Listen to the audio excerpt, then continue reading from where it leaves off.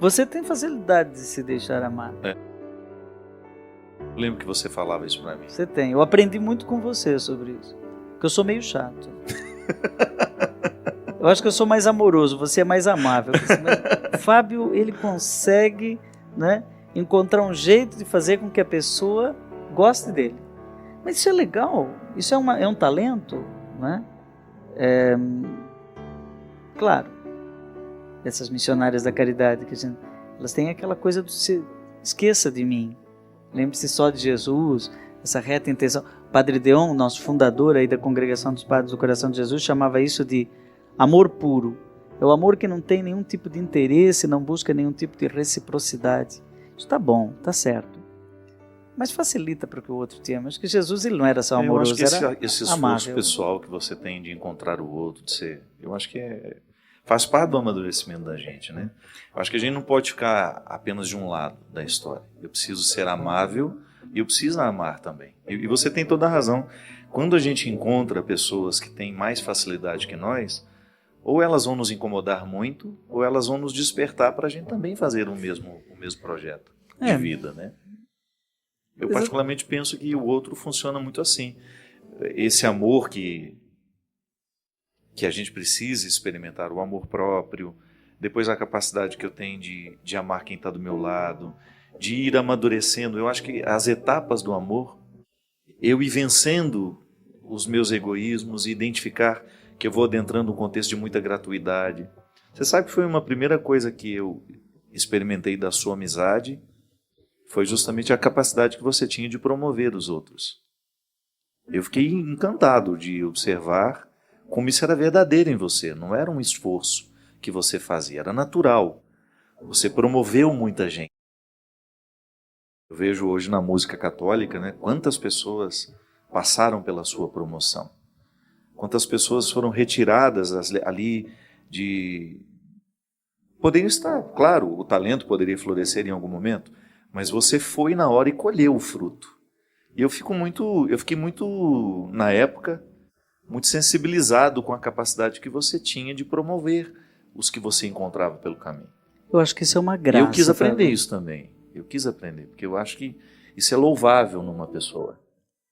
Às vezes eu estou no supermercado e eu vejo uma pessoa, uma jovem, e o meu olho bate assim, eu pensei, essa seria uma atriz. Você seria um bom caça-talentos, né? Eu teria. Eu sou. Eu descobri muita gente. Você não fez isso de profissão. Mas não, de profissão não. Mas o problema é que também às vezes não tem o talento. E eu tenho que dizer, e eu aprendi a dizer isso também, sim, que não dá. Você é muito verdadeiro, você não nasceu em Santa Catarina à toa, né? O catarinense não tem meia. Não, é verdade, às vezes não dá e a pessoa fica malhando em ferro frio, tentando fazer aquilo e não é do ramo. Então alguém tem que chegar para a pessoa e dizer, olha, talvez seja uma outra coisa, né? Mas tem gente que não percebe que tem um grande talento escondido dentro dele e alguém tem que ser o saca-rolha, tirar aquilo de dentro da pessoa. E realmente... Você teve alguém assim na sua vida, João? Que lhe ensinou isso? O Léo.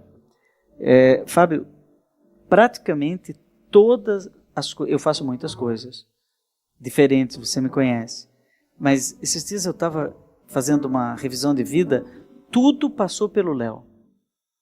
Tudo. O primeiro retiro que eu preguei, primeira vez que eu ouvi falar de renovação carismática foi com o Léo. Ele não conseguiu converter ninguém no noviciado, mas me mostrou o que era a experiência da vida segundo o Espírito na renovação carismática, que foi uma grande bênção na minha vida, sempre. Quando meu pai faleceu, foi ele que me levou para a primeira viagem de avião, que eu morri de medo de andar com ele na Dutra, porque ele andava muito rápido, e de andar de avião, primeira vez foi com ele. Primeiro livro, foi ele que me levou lá dentro das edições de Loyola, do antigo falecido, saudoso... Cantar em Espírito e Verdade. Não Cantar foi em Espírito e Verdade. Ele tinha feito um livro aqui pela editora Santuário, Contatos Imediatos e Imediatos de Frei Leão. Leão. Nunca vendeu nada. Eu lembro desse foi um fracasso. Ninguém podia imaginar que... O primeiro livro dele que vendeu foi Tocar o Senhor, né? Que foi pela Loyola com o Padre Galache. Primeiro disco. Primeira vez que eu entrei num estúdio foi com o Léo. Né? E assim eu poderia te contar um monte de coisas. Eu não sabia disso. Tudo. Tem gente que pensa que foi o Padre Zezinho, não é? O Padre Zezinho é meu grande irmão, moramos juntos, brincamos e brigamos todo dia, né? Comemos o mesmo feijão e fazemos música junto, ele está muito bem, né? Gravando agora uma opereta, um musical sobre Nossa Senhora Aparecida para os 300 anos da imagem. Muita gente pergunta como é que ele está com as doenças, AVC, está bem. Continua genial, Padre Continua Zezinho genial e genioso. Todo gênio é genioso. Genial e genioso. Essa eu não devia ter falado, né? Ninguém é talentoso. Mas eu pronto falei, né? Ninguém é talentoso impunemente. Não é? Mas desse jeito. Mas quando eu cheguei em Taubaté, o Padre Zezinho estava nos Estados Unidos, ele ficou lá um ano quase. Então eu fui estar mais próximo dele depois de um ano. E nesse um ano, o Léo já me jogou para tudo que é lá, disco, livro, e eu nem era padre ainda. Então, praticamente todas as coisas. Eu fui 13 anos diretor da Faculdade Deoniana em Taubaté. Você sabe. Eu hoje sou doutor em Educação pela USP. Eu sou avaliador do Ministério da Educação para universidades. Hoje eu fui designado para uma avaliação de uma universidade. Você faz aquilo que a gente temia na época lá. Receber os eu sou esse temido. Que você vê aqui o Padre Joãozinho, conheço um coração e tal, mas tem um outro lado, né? Tem o médico e tem um monstro. Conheço bem. Mas eu devo isso ao Léo também. O Léo, ele estudou tudo isso antes de mim. E eu fui a Curitiba, ele criou um projeto de uma universidade, uma faculdade, a ISIC, em Curitiba, e eu fui lá e aprendi tudo com ele. Ele sentou comigo, ele me explicou todas as portarias do Ministério da Educação, como fazer um processo, como credenciar uma faculdade. Você acredita que eu hoje devo até o meu doutorado em Educação ao Léo? Que bom, João, que bom ouvir isso. O que eu sou, eu devo a ele que acreditou em mim, em coisas que eu nem sabia que eu tinha de bom, né? A primeira canção que foi popular, que eu compunha só música erudita, né? Ele disse, não, isso não serve, faça assim e canta aqui com o meu povo. Ele me emprestou o povo dele e me explicou como fazer uma música que o povo fosse cantar, uma música pastoral. Então, eu devo muito ao Padre Léo, que me ensinou essa e outras coisas, né? A última vez que eu estive com ele falou de você. Eu me lembro, você me deu o recado. Ele gostava muito de você, rezou muito por ti. E foi uma pessoa íntegra. O Papa Francisco... Então, de alguma maneira, está aqui também, né? Os resultados. Sabe, como é que você vai lançar essa obra agora? Você tem algum compromisso? Então, o livro... Esse final de semana temos o acampamento do Coração de Jesus. Eu vi. Né? Inclusive foi o primeiro acampamento que eu preguei na minha vida. Outro dia uma pessoa me interrogando, quando é que você pregou a primeira vez na Canção Nova? Foi quando você ficou padre? Falei, não, quem me levou para pregar a primeira vez foi o Padre Joãozinho. Nós tivemos um acampamento que você foi o organizador, ainda era no rincão antigo, improvisado. Isso, é verdade. Não era como ele estava lá, era todo de terra ainda, um palco improvisado, e ali nós pregamos aquela equipe do Canta Coração. Isso. Você nos trouxe e você me deu um momento de pregação. Então, e nós vamos ter então esse acampamento. Eu celebro a missa amanhã de abertura do acampamento. Sábado temos o show e eu estou trazendo 5. Amanhã você fala? Não, sexta. Não, sexta-feira, desculpa. Abertura. Eu já estou... Mês de junho me atrapalha todo. Na abertura, sexta-feira. No sábado temos o show e eu trago valores novos que nunca cantaram em público também. Um novo Padre Fábio de Mello. Temos inclusive um diácono, o diácono Eduardo Pugliese, paulista, e que vai ser padre em janeiro. E ele já fez uma canção muito bonita, né? E nós vamos cantar a canção dele, né? Na minha parte do show. Então eu estou dividindo com outros 5 confrades. Terminei de descobrir pessoas. E no domingo tem a pregação. Depois tem vários lugares, Anchieta, né? Dia 9 é Dia Nacional de Anchieta, né? Lá em Anchieta, no Espírito Santo. Vai lançar também, né? Lança o livro. E no dia seguinte, dia 10, em Brusque. Lá na minha terra querida, às 7 horas, livraria Caminho, livraria Semente. Mandar um abraço à Dona Glória, que está nos assistindo. Está nos assistindo, se ela já não pegou no sono. Eu dormo às 8 da Até eu noite. já estaria dormindo se eu pudesse. E assim vai. Você vai estar lá em Belo Horizonte, né? Você vai Estarei fazer no congresso piano e voz, né? Isso, no congresso que o Padre Alexandre está organizando, né? Dia 18. O seu é na sexta?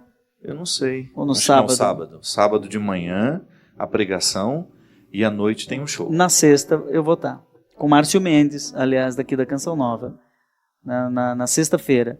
O seu é dia 18. O meu dia 18 Então de o meu manhã. é dia 17. É. E aí, quando você vai no dia 18, eu vou para Anápolis. E eu prego lá em Anápolis. E assim vai, Campina Grande. Eu tava ouvindo o seu, o Fábio vai, eu vou indo atrás.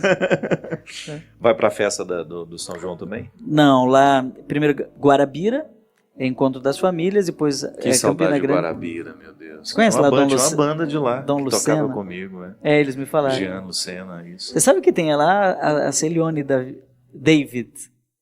Você já ouviu falar? Não. Grande cantora. É grande mesmo? cantora.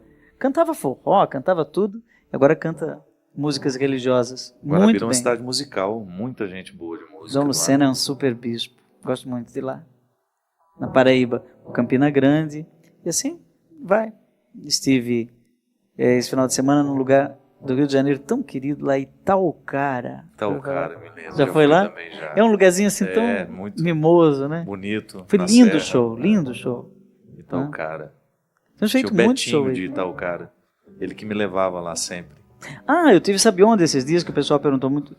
A gente tá ainda fazendo programa de televisão, a gente nem lembra mais, né, Fábio? Mas estamos fazendo bate-papo ao vivo agora. Eu Só sabe- falta servir um cafezinho aqui. Pão de queijo. Quem mandou um abraço pra você de Maceió? Quem? A irmã Flávia. Irmã Flávia.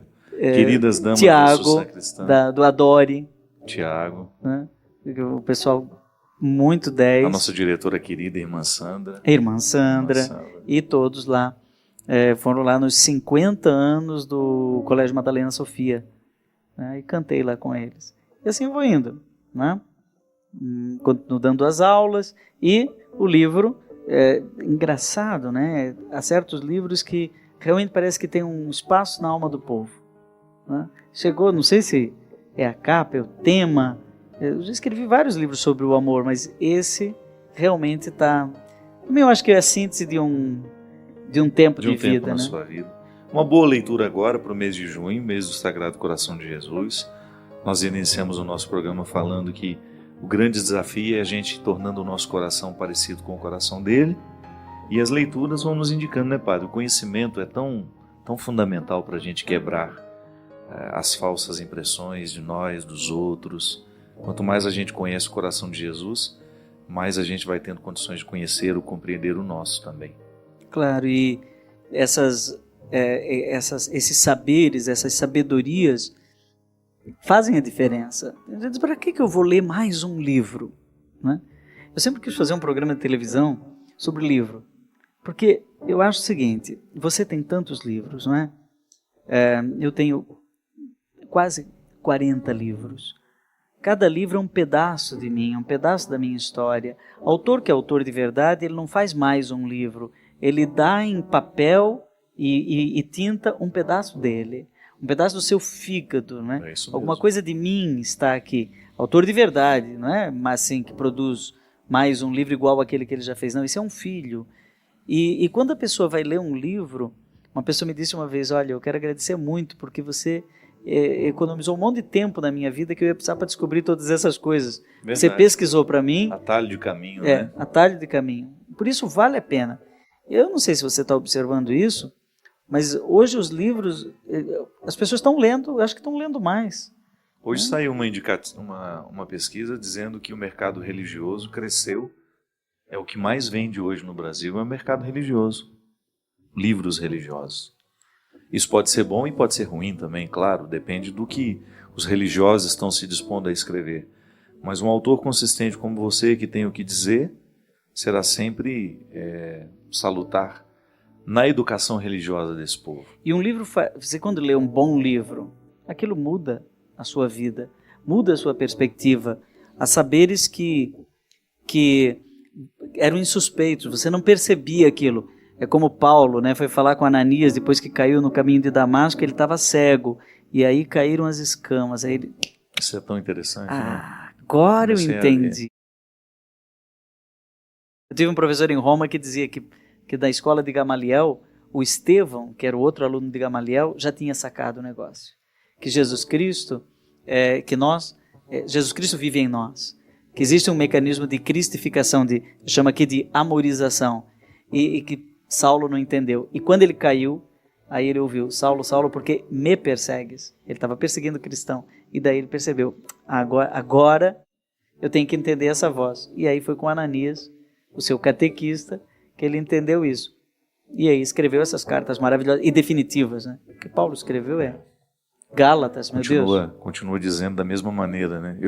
Outro dia eu estava lendo carta aos Gálatas, mais uma perspectiva de estudos. Meu Deus, está falando da nossa situação atual. É fantástico. O cristianismo judaizante, né? Aquela tentativa de retorno, as regras, o esquecimento do que Jesus pretendia-nos. É impressionante como é sempre atual para nós.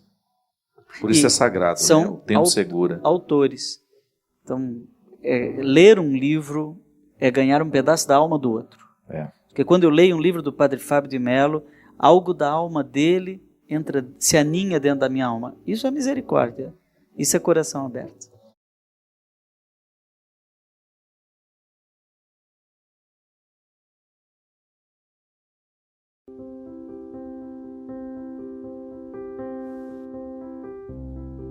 A Josi me fala assim que durante 6 anos ela manteve um relacionamento com um rapaz e depois, já quase se preparando para o casamento, ela descobriu que esse rapaz era um cafajeste. Ela usa esse termo aqui. Padre, ele tinha muitas outras mulheres e mesmo estando de casamento marcado comigo, continuava encontrando-se com elas. Foi uma grande decepção.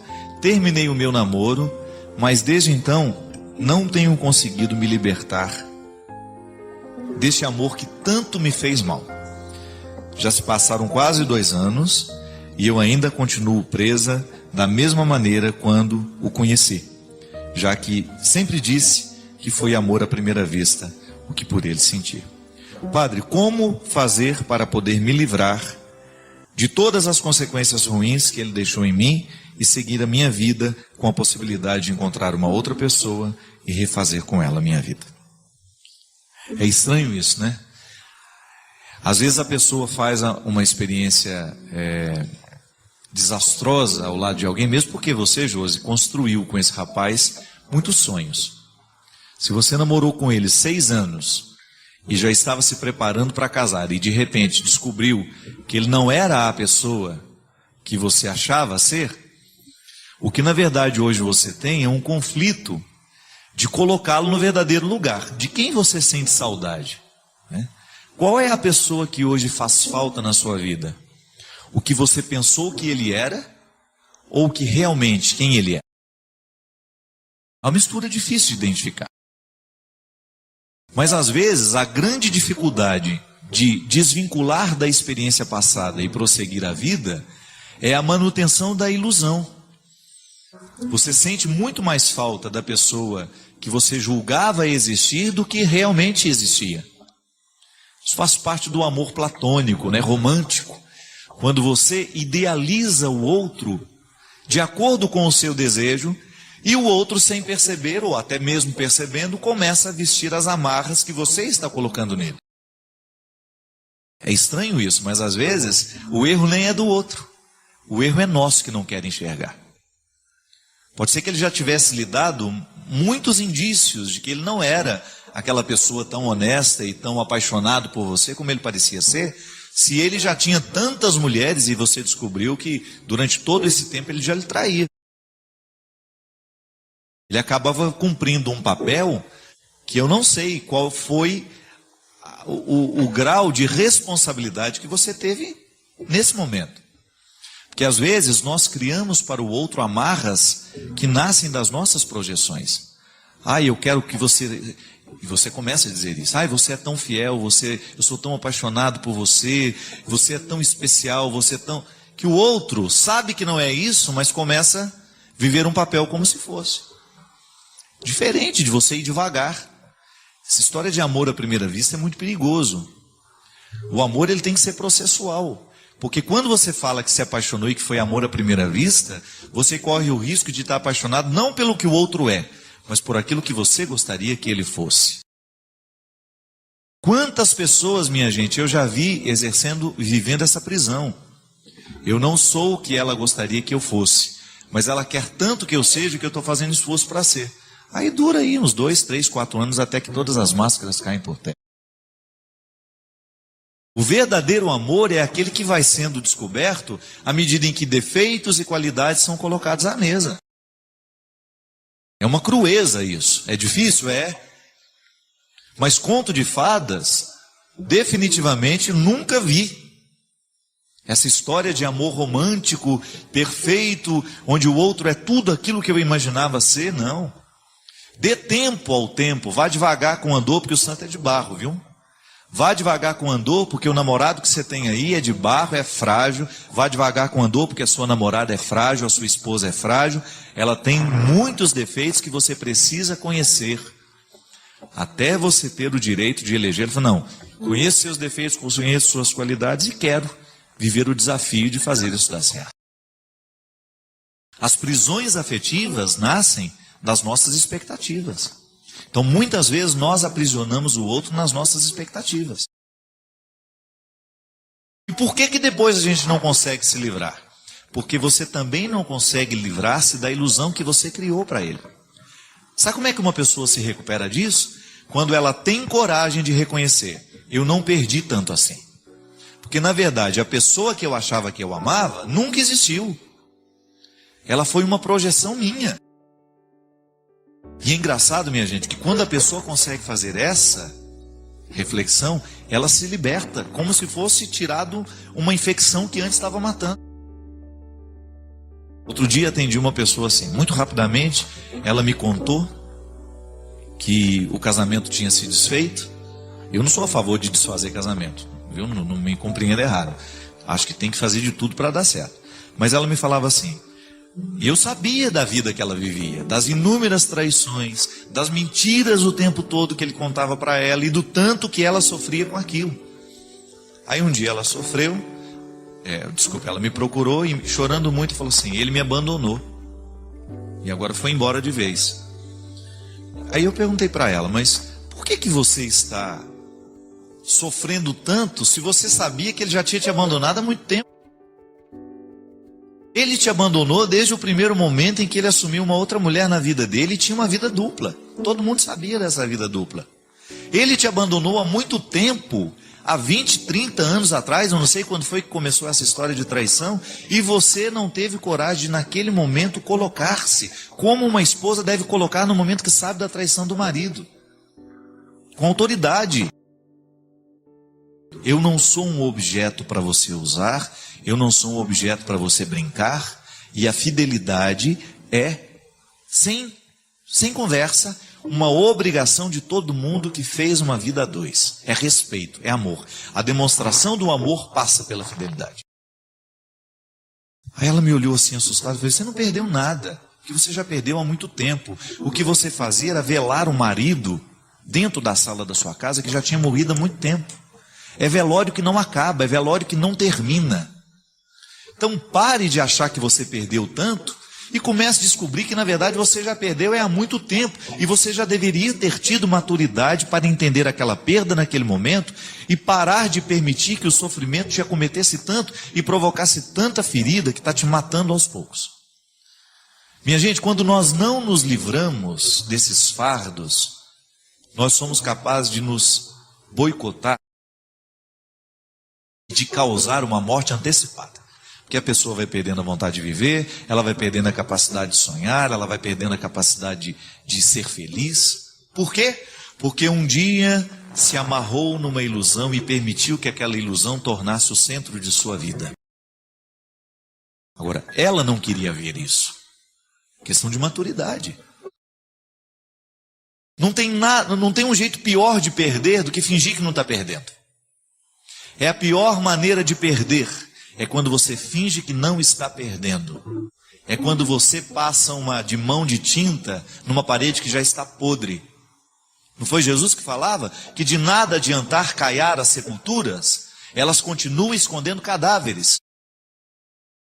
De nada adianta você passar uma tinta no túmulo. Lá por dentro existe podridão. E na nossa vida não dá para fazer um processo contrário. Diferente disso. Eu não tenho o direito de passar uma de mão de tinta numa realidade que já está podre. Eu tenho que ter coragem de mexer sim naquela ferida e tentar resolver, ainda que aquilo seja o fim de um relacionamento. Namoro, sobretudo. Namoro, minha gente, foi feito para terminar. Se não termina o namoro no momento certo, vai terminar o casamento depois. E é muito pior. Porque casamento já envolve uma terceira pessoa, já envolve um filho, já envolve um sacramento. Então não tenha medo de terminar o seu namoro se você descobre que ali você está vivendo uma ilusão. Ou que o outro está fazendo de você um território da sua ilusão. Ninguém tem obrigação de ser para o outro uma ilusão. Se ele não ama quem você é, não faça esforço para ele amar a ilusão que você está criando para ele amar. Isso é uma prisão terrível. E aqui vale aquele discurso assim, antes só do que mal acompanhado. E de nada vale você ter alguém do seu lado que não ama quem você é, mas ama quem ele gostaria que você fosse. E é por isso que muitas vezes você vê aquela pessoa patinando num relacionamento, num namoro, que é autodestrutivo, que machuca, que estraga, que é infiel, às vezes até com agressão física. Eu já encontrei namorados que já vivem agressões físicas e não tem coragem de ter, não sei o que fazer da minha vida sem ele. Então tá bom, vai ver o que vai ser a sua vida com ele. O Ben Alves tem uma frase maravilhosa, ele fala assim, a paixão do momento não vale o inferno da vida toda. Quebrar paixão, minha gente, é doloroso, porque a paixão não é a realidade. O amor é a realidade, paixão não. Paixão é aquele encantamento que você viu o outro pela primeira vez, ouviu ele algumas vezes e acha que aquela pessoa é a pessoa mais perfeita do mundo. Para com isso. O príncipe encantado tem unhas encravadas. Pede para ele tirar as botinhas dele para você ver. Tem suvaqueira de vez em quando. Mau hálito quanto a cor. Retire essa coisa boba de ficar... A mesma coisa na amizade. Ele é o melhor amigo que eu tenho no mundo. Ele é confiável. Mentira. Uma hora ele pode cair, uma hora ele pode vacilar. E você vai ter que reconstruir aquela pessoa dentro de você do jeito certo. Padre Fábio, eu estou decepcionada com o senhor. Que ótimo. Então, a partir da decepção, você pode me conhecer. Que eu não sou um personagem para lhe agradar. Não tenho obrigação de ser um personagem para agradar ninguém. Eu tenho responsabilidade de ser em Deus o melhor padre que eu puder ser. Agora, se você se decepcionou comigo, porque aquilo não aconteceu como você esperava, o problema não é meu, é seu. A imaturidade não é minha, é sua. Eu sou responsável por tratar as pessoas bem e ser inteiro para cada pessoa. Você também. Quantas pessoas às vezes se decepcionaram com você? Não é? Está decepcionada. Que bom. A partir da decepção nasce a verdade. E a partir da verdade podemos ser amigos de verdade. Não é assim? E não tem que ficar desesperado, não. Decepcionou-se com aquele seu amigo? Não tem problema. Reconstrua com ele, mas do jeito certo. Mas não era mais como era no passado. Não tem que ser. Tem que ser do jeito que pode ser agora. É assim que a gente faz a vida dar certo, minha gente. Sem ilusões. Já chega as ilusões que o mundo quer enfiar dentro de nós. Não. É realidade. Cristão nasce da realidade. Jesus não é uma ilusão. Jesus não é um conto de fadas. A proposta de Jesus não é adocicada. É uma proposta dura. Não importa o momento da vida em que você se cansou. O que importa é que é sempre possível recomeçar. É necessário recomeçar. Recomeçar é dar uma nova chance a si mesmo. É renovar as esperanças na vida e, o mais importante, acreditar em você de novo. Sofreu muito nesse período? Chorou muito? Foi limpeza da alma. Ficou com raiva das pessoas? Foi para perdoá-las um dia. Sentiu-se só por diversas vezes?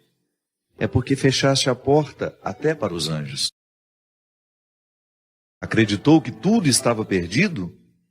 Era o início da tua melhora. Pois é, agora é hora de reiniciar, de pensar na luz, de encontrar prazer nas coisas simples de novo. Que tal um corte de cabelo arrojado, diferente? Um novo curso? Ou aquele velho desejo de aprender a pintar, desenhar, dominar o computador, ou qualquer outra coisa? Olha, quanto desafio! Olha quanta coisa nova nesse mundo de meu Deus te esperando. Está te sentindo sozinho? Besteira? Tem tanta gente que você afastou com seu período de isolamento. Tem tanta gente esperando apenas um sorriso teu para chegar perto. Quando nos trancamos na tristeza, nem nós mesmos nos suportamos. Ficamos horríveis. O mau humor vai comendo o nosso fígado até a boca ficar amarga. Recomeçar. Hoje é um bom dia para começar novos desafios. Onde você quer chegar? Ir alto? Sonhe alto. Queira o melhor do melhor. Queira coisas boas para a vida. Pensando assim, trazemos para nós aquilo que desejamos. Se pensamos pequeno, coisas pequenas teremos. Já se desejamos fortemente o melhor e principalmente lutarmos pelo melhor, o melhor vai se instalar na nossa vida. E é hoje o dia da faxina mental. Joga fora tudo que te prende ao passado, ao mundinho de coisas tristes, fotos, peças de roupa, papel de bala, ingressos de cinema, bilhetes de viagens e toda aquela tranqueira que guardamos quando nos julgamos apaixonados. Jogue tudo fora, mas principalmente esvazie seu coração. Fique pronto para a vida, para encontrar de novo o amor. Lembre-se, somos apaixonáveis. Somos sempre capazes de amar e ser amados. Amar muitas vezes, muitas pessoas. Afinal de contas, nós somos o amor. Porque sou do tamanho daquilo que vejo, e não do tamanho da minha altura. Essa faxina que o escritor desconhecido nos propõe, com esse texto que se chama Recomeçar, serve para nós nesse momento em que, ao olharmos para a morte do outro, pensamos a nós. Na filosofia a gente aprende que a única forma que a gente tem de experimentar a morte, antes de morrer, é claro, né? Porque a morte é o acontecimento que nós vamos, de fato, saber o que é morrer é no momento que a gente morre. Não há uma outra forma de experimentar a morte pessoal senão morrendo. Então, como isso vai ser o ato definitivo, eu antecipo essa experiência quando eu olho para aqueles que morrem ao meu lado. E de alguma forma nós nos olhamos naquelas pessoas que se foram. É uma maneira que eu tenho, que você tem, de olhar para a sua morte, é naquele que morre. É um impacto sobre nós. A morte dos outros nos impacta. E ao olhar, ao sentir esse impacto, é natural que você também passe a sua vida limpa. Que todos nós queremos ser felizes. Às vezes não somos felizes é por causa das escolhas erradas que a gente faz. E quando eu falo de felicidade, eu não estou falando de ausência de problemas. Essa é utópica, essa não existe. Eu estou falando da possibilidade de nós vivermos confortáveis em nós. De você olhar para a vida que você está vivendo e você ficar satisfeito com o resultado que você está tendo. Isso é possível. A nossa vocação é essa. Não é ter uma vida extraordinária.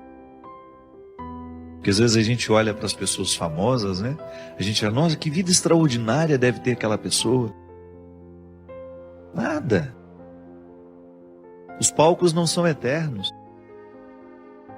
Aquele astro do cinema que você vê brilhando na tela, olha o que aconteceu com ele. Um homem que ganhou Oscar, um homem que ganhou inúmeros prêmios ao longo da sua vida e de repente não consegue administrar a infelicidade do momento, ou não soube administrar o sair de cena, porque isso também é perigoso. Ninguém está livre de perder o sentido da vida. E eu particularmente penso que pode ser para mim e para você uma oportunidade de nós revermos o que estamos fazendo na nossa vida. Às vezes a gente corre demais, às vezes a gente se expõe a um contexto de tanta necessidade, que a gente acaba morrendo antes da hora. Talvez esteja numa época em que as pessoas precisarão simplificar as suas vidas. Que quanto mais a gente pode, mais complexo a gente fica. E quando somos muito complexos, a gente se perde no contexto das escolhas, a gente tem dificuldade de encontrar o que é essencial. Porque aquele que pode muito, ele corre o sério risco de não escolher o que ele realmente precisa. Porque entre aquilo que a gente pode e entre aquilo que a gente realmente precisa, há uma distância muito grande. São muitos os excessos que nós alimentamos como prioridade, como algo inadiável. Urgente é viver, minha gente. Urgente é voltar para casa, encontrar os filhos que a gente tem. Urgente é amar. E às vezes essa urgência, porque a gente quer chegar, nós somos capazes de parar hoje e esperar ali algumas horas, porque isso é urgente. Às vezes a gente confunde, né? Urgência não é você correr para chegar. A urgência é você querer chegar. Então, às vezes, porque eu quero realmente chegar, eu vou precisar dormir algumas horas para que eu tenha condições de chegar bem. Não me expor ao risco desnecessário, porque a vida já tem riscos demais. Aí por amor, como dizia o poeta, né? O escritor, o amor não desiste de nós. A gente pode até desistir dele, mas se tem uma coisa que você nunca vai perder na vida, é a insistência do amor por você. Ele quer abrigar o seu coração, porque nós somos feitos para isso.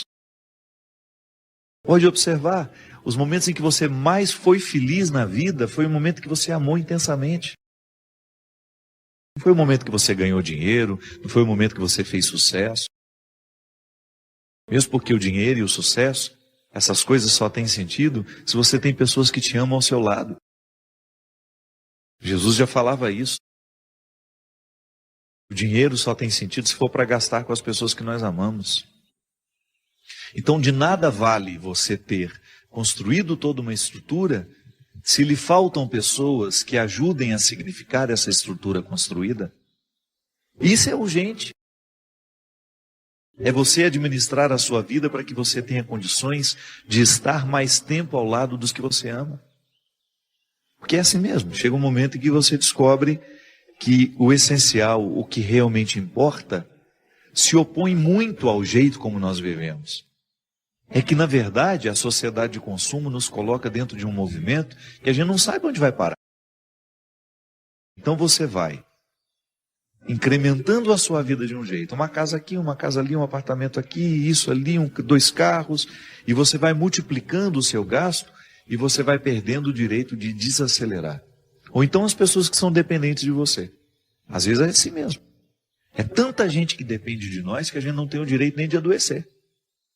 Aí é a hora de você distribuir as responsabilidades, né? Olha, o bem-sucedido, né, de uma casa, você corre o risco de viver a vida inteira sendo aquele que vai suprir as necessidades de todos. Porque todo mundo olha para ele como se ele tivesse a obrigação de dar conta da vida financeira de todo mundo dentro daquela casa. Volto a dizer, tem de fazer a gente pensar na qualidade de vida que nós estamos tendo. Não dá para desperdiçar a vida assim mesmo.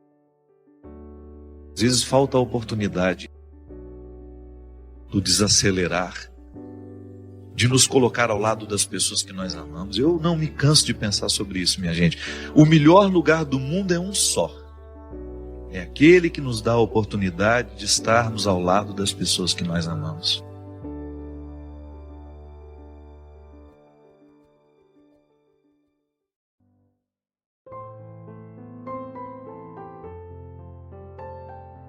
Nem sempre nós estamos no confortável da vida. Em muitos momentos nós nos descobrimos como se estivéssemos no avesso. de repente a ordem é desfeita, é porque estamos vivos. A existência é assim mesmo. De repente você pegou um resultado de exame que lhe colocou, que lhe fez agora ter de enfrentar um novo tempo na sua história. Não está com aquela saúde que você imaginava estar. Um exame desarruma a vida da gente, sim. Eu sei o que é isso. Às vezes nós estamos cheios de planos para o futuro, e de repente a gente vai ter que adiar porque terá de fazer um tratamento. É assim. A vida nos desarruma constantemente, porque estamos vivos. Faz parte da dinâmica da existência. De repente alguém que você ama, estava tomando café com você hoje, está morto à noite. É assim. Aquele que fazia projetos de futuro ontem, hoje foi sepultado. Aquele filho que até então você tinha nos braços, não está mais.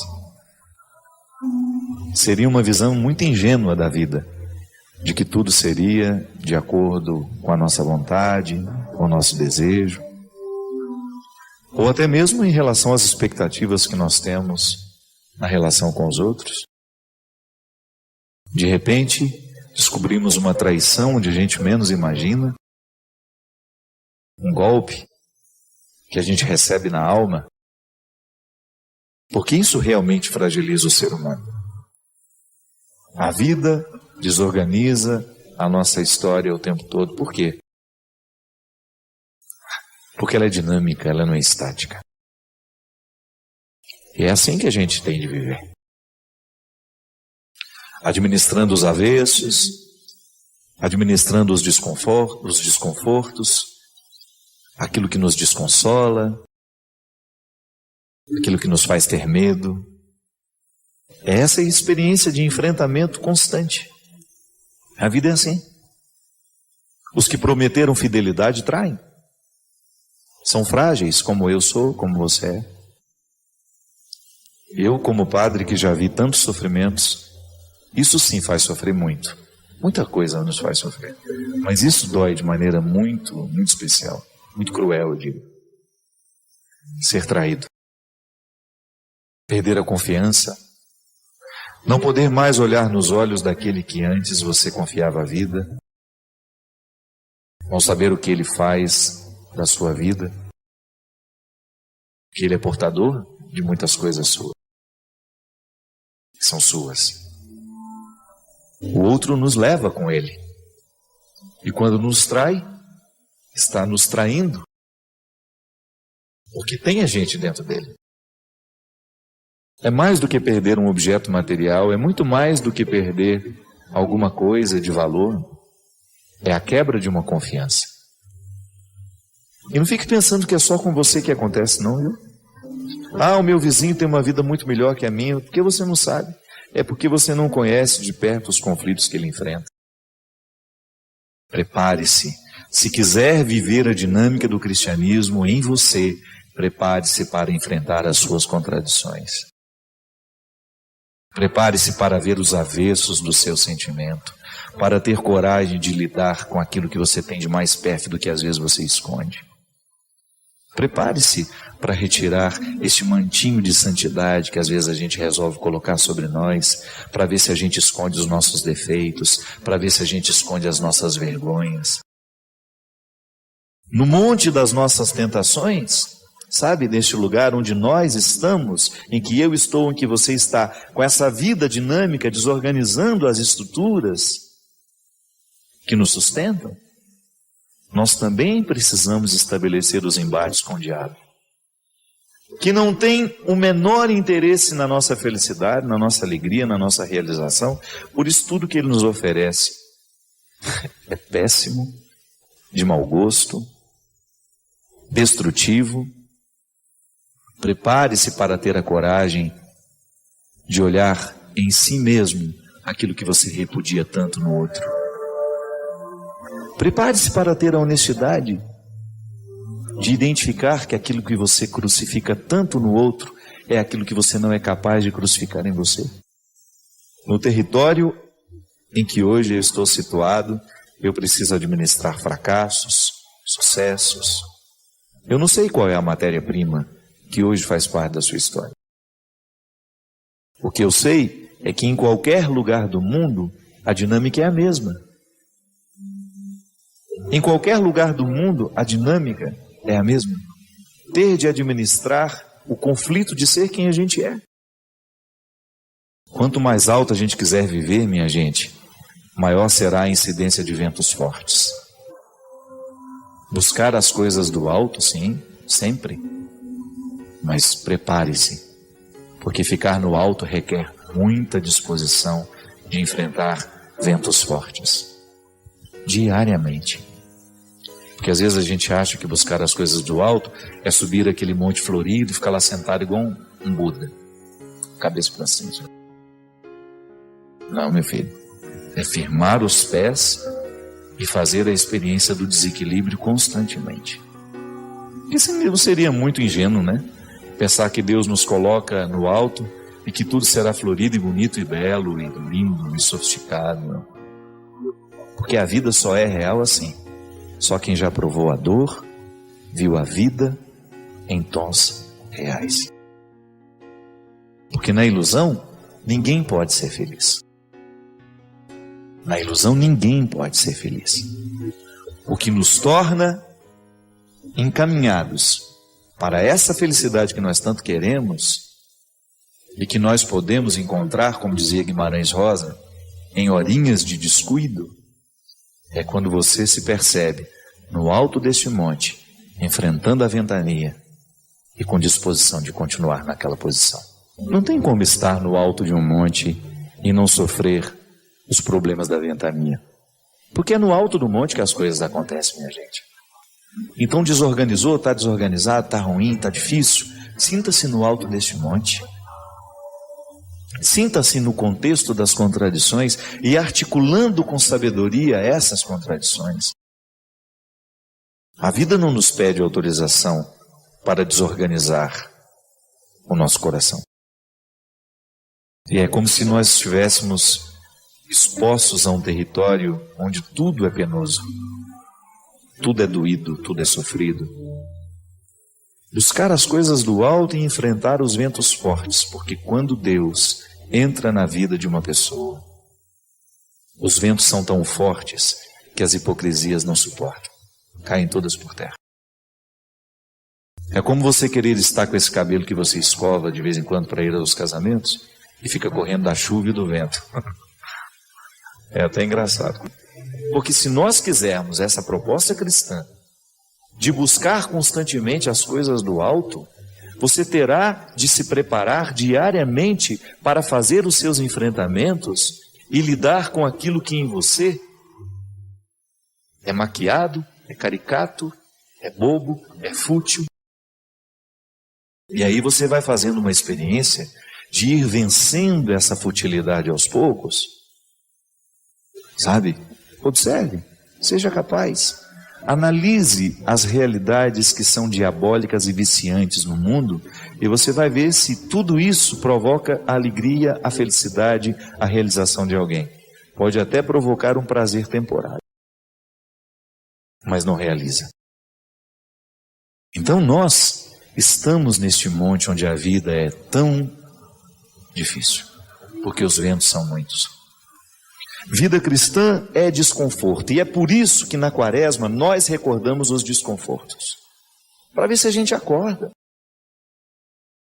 Não é para que Deus possa anotar no seu caderninho quantas quartas-feiras, quantas sextas-feiras você ficou sem comer carne ou ficou sem fazer isso, não.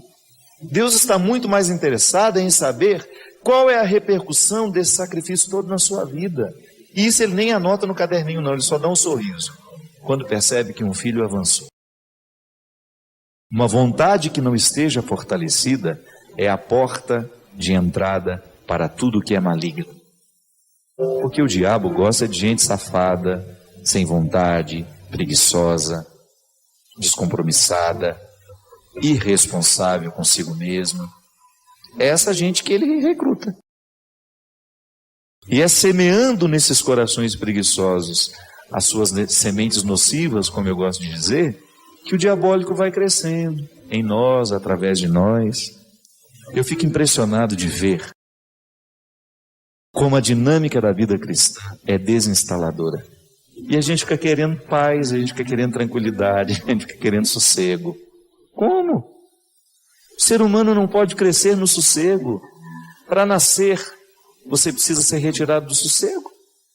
Você já nasce com um tapa na bunda para ver se chora. E está querendo que seja diferente depois? Se não lhe dão um tapa na bunda para você chorar, você não respira. É assim que a gente nasce. Absolutamente dependente do desconforto para a gente poder acordar. Porque se a gente nasce e não nos dão este tapa inaugural, é assim. Ao lhe recordar que a vida é enfrentamento, que a vida é sacrifício sim, é dificuldade, e que inclusive as coisas bonitas só são produzidas no momento em que as pessoas estão assim, enfrentando os seus sacrifícios. Eu não vi nenhum artista interessante que não tenha sido absolutamente comprometido com seus sofrimentos. Não nasce literatura de corações muito organizadinhos, muito bonitinhos, muito... Literatura nasce de caos, é de corações imperfeitos, de corações insatisfeitos, que estão no alto deste monte ficando em pé e lutando pela dignidade. O bom artista é esse, é aquele que lida diariamente com seus conflitos. Agora, se imagina, se para fazer arte é preciso sacrifício, muito mais para ser cristão. Deus sabe de mim muito mais do que eu mesmo sei. Então não dá para acreditar nesse Deus que contabiliza o que fazemos na quantidade que fazemos, não. É preciso olhar que o que realmente agrada a Deus é quando Ele nos percebe fortalecidos no alto deste monte, enfrentando os ventos contrários. Às vezes eu fico pensando que nós imaginamos que Deus é bem pior do que nós. Já parou para pensar que às vezes a visão que a gente tem de Deus é a mesma visão que nós temos da gente? Porque a gente faz isso. A gente fica de olho se o outro fez, se não fez, não é assim, Cristian? Funciona? Porque nós somos mesquinhos. E às vezes a gente acha que Deus também tem uma cadernetinha, né, que fica lá anotando. Ele hoje foi à missa, ele hoje não foi. Porque nada pode agradar mais um pai do que ver o seu filho enfrentando os ventos contrários e permanecendo em pé. É isso que dá orgulho. É um campeonato vencido com luta. É uma corrida que se tem de trabalhar muito para chegar ao final. A vida é isso. Mas não porque Deus esteja anotando no seu caderninho de contabilidade, porque isso é mesquinho pensar. Nós não podemos pensar que Deus tem os mesmos defeitos que nós. Nós não podemos pensar que Deus sofra das mesmas mesquinharias que nós. Porque eu sou mesquinho, gosto de ter meu caderninho para anotar os favores que as pessoas me fazem, o tanto que elas me agradam, o tanto que elas me desagradam. Deus não tem esse caderninho. O que Deus tem é um coração que sente com o nosso cada vez que nós suportamos as ventanias no alto do monte, e Ele se alegra e volta a dizer, é um sorriso no rosto dele. E quero retirar essa visão de que Deus é mesquinho da mesma maneira que eu. Ao renunciar a alguma coisa na minha vida, eu espero que isso repercuta no meu jeito de ser.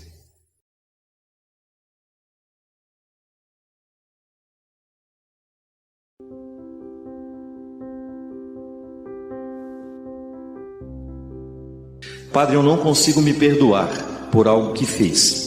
Como faço para acalmar o meu coração?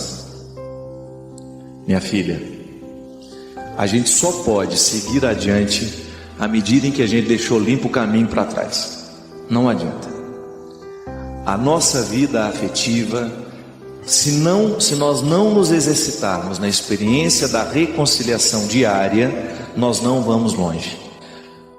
A experiência religiosa consiste desde a leitura de um texto sagrado, do observar formigas trabalhando e também de um olhar amoroso sobre nós mesmos. Isso é religião, é você lançar um olhar amoroso sobre si mesmo. O que é o olhar amoroso? É o olhar da reconciliação. Sabe por que às vezes a gente não se perdoa? É porque a gente não se compromete com a segunda parte do perdão que a gente precisa se dar. Como é que eu vou me perdoar se eu continuo agindo errado? Se eu, ao me perdoar, não faço um esforço para a minha mudança, eu vou continuar patinando e não chego a lugar nenhum. E às vezes nós encontramos, gente, pessoas tão especiais, perdendo a vida, perdendo tempo, porque fica remoendo o passado, fica igual gado, né? Eu achei impressionante quando eu descobri que o capim que o gado come, ele fica comendo ele o dia inteiro. Porque aquilo chama ruminar, né? Eu não sabia disso. Eu aprendi isso, era já criança crescida, que eu ficava vendo aquela vaca lá. Parecia que estava chupando uns chicletes, né? E eu perguntei a minha irmã, quem que dá chiclete para a vaca ficar mastigando desse jeito, né? E aí ela disse, não, ele não está mastigando chicletes, ele está ruminando. E ruminando o alimento, é extrair do alimento o máximo que ele pode lhe dar. Pelo amor de Deus, não vai ficar ruminando o peixe que você comeu, né? Joga para dentro, traz para fora, joga para dentro. Só o gado é que sabe fazer isso. A gente rumina de outro jeito. Mas o alimento que ele comeu, ele volta, né? E fica fazendo aquele processo. Ele está extraindo o máximo do que o capim pode lhe dar. Isso é ruminar. Quando nós ruminamos de maneira positiva os nossos erros, nós extraímos dele o máximo que eles podem nos ensinar. Caso contrário, eu fico, desculpe a expressão, comendo o próprio vômito. Isso é lamentável. Quando você fica se alimentando o tempo todo do que não deu certo e lembra toda hora, ai meu Deus, mas eu não fiz, mas eu não dei conta. Pelo amor de Deus, é virar a página e continuar. Nós precisamos acreditar o tempo todo nisso, minha gente, senão a nossa vida é impraticável, ela é impossível. Não adianta a gente ficar esperando a perfeição, ela não vai chegar em nós. Nós não seremos perfeitos. O máximo que a gente vai conseguir é ser santo. E ser santo é você reconciliar as suas imperfeições com você mesmo e você começar a trabalhá-las para que elas se transformem em virtudes. O bom santo é aquele que fez dos seus pecados uma grande virtude. É o que a igreja nos ensina, é o que a igreja nos sugere. O cristianismo só é saudável à medida em que ele nos inspira a lidar bem com as nossas misérias. Eu não sou escravo das minhas misérias. Não sou eu que pertenço às minhas misérias. As minhas misérias é que me pertencem. É igual o exemplo que eu dei, né? Tem um amigo que tem tanto ciúme do carro dele. Mulher não pode abrir a maçaneta, senão a unha dela arranha a maçaneta. A gente não pode entrar com o pé meio suspeito, porque pode parecer que está sujo e vai sujar o carro dele lá dentro. Aí um dia eu perguntei, peraí, é você que é dono desse carro ou esse carro que é dono de você? Quem é que manda em quem nessa história? O mesmo acontece com as nossas imperfeições. Quando nós começamos a dar às nossas imperfeições o poder de nos comandar. Quando nós começamos a autorizar os nossos defeitos a serem a centralidade da nossa vida. Nós não podemos centralizar os nossos defeitos e torná-los o motor, né? A engrenagem, a peça de engrenagem. O que é a peça da engrenagem? É aquela que faz o motor funcionar, rodar. A máquina roda a partir do funcionamento da engrenagem. Se eu coloco na engrenagem principal os meus defeitos, então eu vou girar em torno dos meus defeitos. E dificilmente eu vou conseguir enxergar neles algum processo de mudança. Agora, se eu coloco a minha atenção nas minhas possibilidades, então eu vou colocar todo o meu empenho, a minha vontade nas minhas possibilidades. Por que o invejoso não vai para frente? Porque o invejoso vive olhando para o quintal do outro. Ele não é capaz de administrar a própria vida, mas ele deixa que o outro, com seu sucesso, fique administrando a vida dele. O invejoso, na verdade, o que ele é? É uma pessoa extremamente infeliz. Ele não consegue viver a própria vida porque ele quer a vida do outro. Ele não consegue construir a própria riqueza porque ele quer a riqueza do outro. Ele não consegue desenvolver os próprios talentos porque ele quer o talento do outro. Pelo amor de Deus. Toda pessoa de sucesso é sempre invejada. Isso não é um privilégio seu.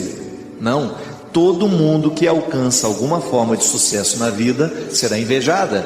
Agora, ela será destruída à medida em que ela parar para ficar escutando os invejosos. Não é verdade?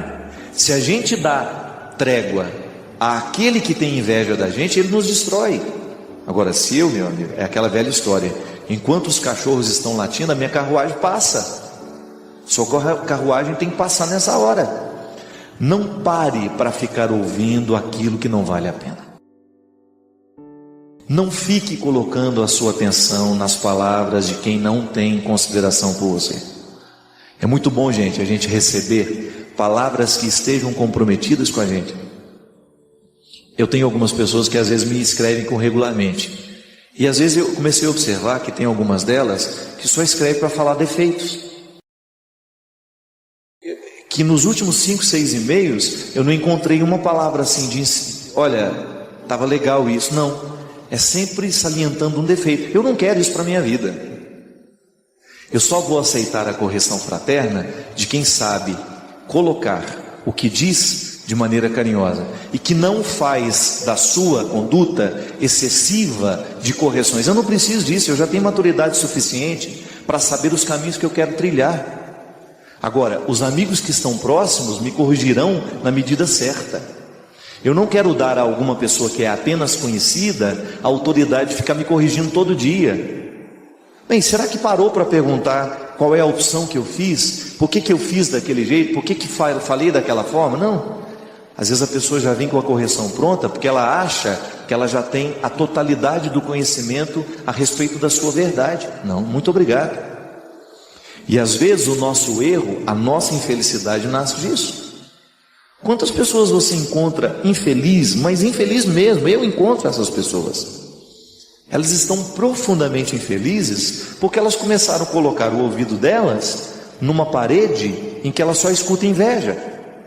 Não tem aquela história, gente, de colocava o copo para a gente escutar, o outro falando mal da gente? Olha que imbecilidade. Vê lá se eu quero ouvir o outro falar mal de mim agora. Eu não. Quero ouvir correções fraternas, isso sim. Agora o outro falar mal de mim. Eu me lembro uma vez, estava fazendo a tenda do Senhor com o Padre Léo.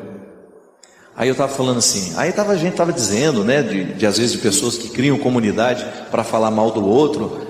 E aí, ele falou, e você tem um trem desse? Eu que me livre de criar um espaço para o outro falar mal de mim. Já chega o que fala, e é verdade. Às vezes nós colocamos o copo na parede para ouvir o que o inimigo está falando de nós.